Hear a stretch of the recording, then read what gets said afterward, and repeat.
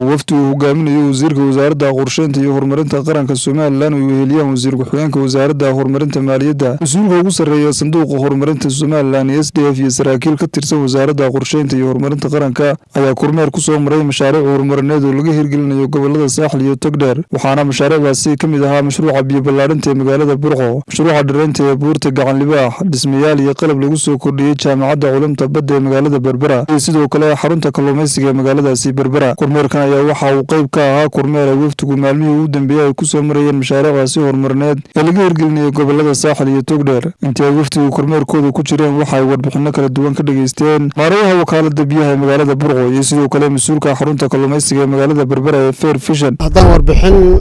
idiga siiyo sida mashaariicdan ay u hirgaleen ay u socdaan gobolka guud ahaan si fiican bay mashaariicdu ay uga wada socdaan waana si fiican way uga hirgaleen taangiga nimanka mashruucan aynu dul taaganahay halkan wuxuu ka mid yahay mashaariicdii laga horumariyay sanduuqa horumarinta qaranka sanduuqa mashaariicdaas oo faa'iido badan ku soo kordhiyay magaalada oo ay ka mid yihiin taangiga nimanka aynu hoos taaganahay oo ah taangiga galbeedka magaalada kaga yaala saddex marka taangigani sidaad u jeedaan nimanka uu shaqeynaya magaaladii baanu biyihii magaaladii biyihii gaarsiinaya mashruucani wuxuu ka mid yahay mashaariicdii qaranka waxaa jirta laba taangi bay ahaayeen mid waa kan imika weynu dul joognaa ugu shaqeynaya ka kalena in yar baa ka dhiman oo isagana insha Allah waxaan rajeyni doonaa in intaana ka dhiman isagana lagu daro laga shaqaysiiyo waxaa kaloo ka mid ahayd beeb weyn oo 14 kilomitir ah magaalada loo dhigay kaasoo magaaladii badh ay isticmaalayaan oo maanta waa shaqeynayo isagoo si fiican u shaqeynayo isagoo naga caawiyay in magaalada sabalaygeeda iyo connectionskooda aad u bato oo biyaha line-ka cusub ee la dhigay inuu biyo balaarintii magaalada qayb weyn ka qaatay waxa kaloo qayb ka ah xafiisyadii aynu tagnay ee soo booqanay oo iyaguna wax weyn ka anfacay wakaaladda oo ay ka mid ahaayeen inaan markii hore aan environment ama meel lagu shaqeeyo oo management ama meel lagu shaqeyn karo aan ahayn marka si horumarinta qaranka mashruuc laga horumariyay waxa noo suurto gashay in meel xafiisyadaana la dhiso sida soo aragteen aan ku shaqeynaynay awalan waan idinka mahadnaqayaa inaan maanta si kadiisa aad safar noogu soo gaadheen magaalada Berbera oo runtii ah magaalo xeebeed ku suntan kalluumaysiga ka Fair Vision ahaan annagu waxaanu Berbera ka shaqeynaynay 6 sano ee u dambeysay Fair Fish markii hore waxa ku bilaabantay oo mashruucu ku bilaabmay hab dad mutadawiciin ah oo Soomaaliland ah oo diaspora oo Denmark jooga iyo nativiin ama dad Danish ah ay isu tageen oo ay runtii ku bilaabeen lacagtoodii private ka ahayd muddo waxa uu shaqeynayay 3 sano ku dhow ama haddana kaba badan imika waxyaabihii beriga ay u rakibeen ayaa u shaqeynayay intaan iyadu aan mashruuca labaad ku kabin mashruucaas waxa lagu keenay qalab qaboojineed oo barafdhaliya isugu jira barafdhaliyayaal iyo qaboojintii kale ee kalluunka lagu xareynayay iyo qalabkii lagu googoynayay kii lagu barfinayay iyo facility-gii dhammaan kidkii loo xidhanayay marka la farsameynayo kalluunka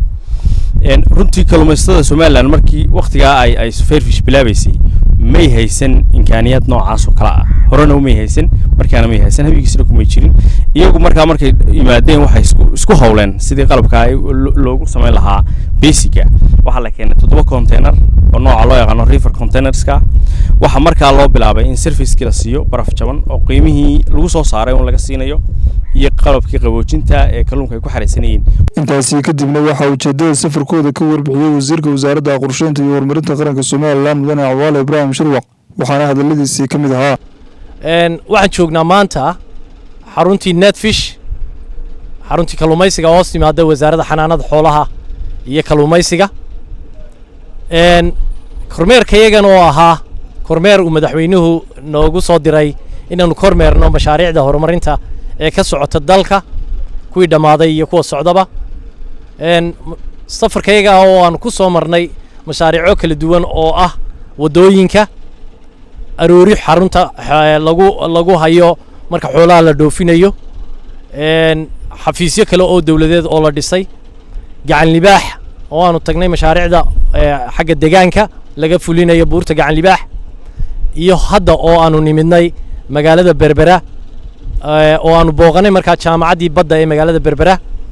jaamacaddaas oo intii dawladdani ay jirtay uu hogaaminayo mudane muuse biixi cabdi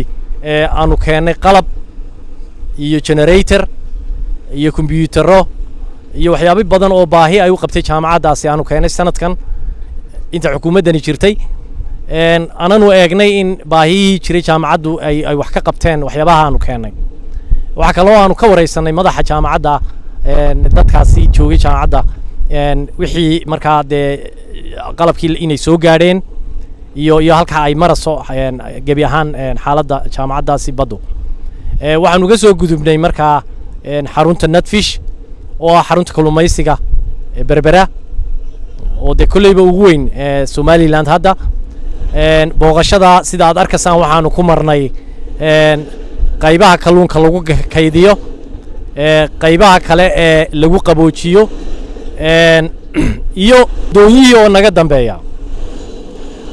markaa waxaa la shaqaynaya markaa xarunta Nutfish la shaqaynaya oo ka shaqaynaya charity-ga la yidhaha isaguna Fair Fish markaa wax badan baa u qabsoomay qaybo dawladaha inaga caawiya xagga horumarinta oo ay EU ku jirto iyo Denmark ayaa iyaga liftigooga wax la qabtay markaa sidii uu madaxweynuhu sheegay waxa ay dawladdani dardargelin doontaa wax soo saarkana waddankeena marka laga reebo xoolaha nool waxyaabaha ugu badan ee ah potentialka ama horumarkeena qayb ka qaadan kara oo daryeeli kara baahiyaha ay dadku qabaan in ay helaan raashin in ay helaan waxay ku noolaadaan iyo ganacsiba waxa kamid ah kalluumaysiga marka waxa jirta aqoon yaraan ku saabsan sida xirfadda kalluumaysiga waxaana nooga muuqata markii aan wareysanay madaxda halkan joogtay iyo dadka jooga in ay aad ugu baahan yihiin dad xirfad leh oo ka caawiya sidii loo daryeeli lahaa doonyaha sidii loo qali lahaa xataa looga shaqayn lahaa kalluunka marka laga shaqaynayo la processing garaynayo marka sida uu madaxweynuhu markaa anaga markasta nagu booriyo waxaanu rabnaa wasaaradda qorsheyn ahaan ama xagga horumar ahaan wasaaradda horumarinta ahaan inaanu markaa dardargelino mashruuca noocan ay kalluumaysiga ah ee ka socda halkan iyo meelaha kale ee Somalilandba inaanu markaa dardargelino oo aanu dadka hay'adaha wax naga caawiyana u hordhigno inay yihiin mashaariicdan kuwa loo baahan yahay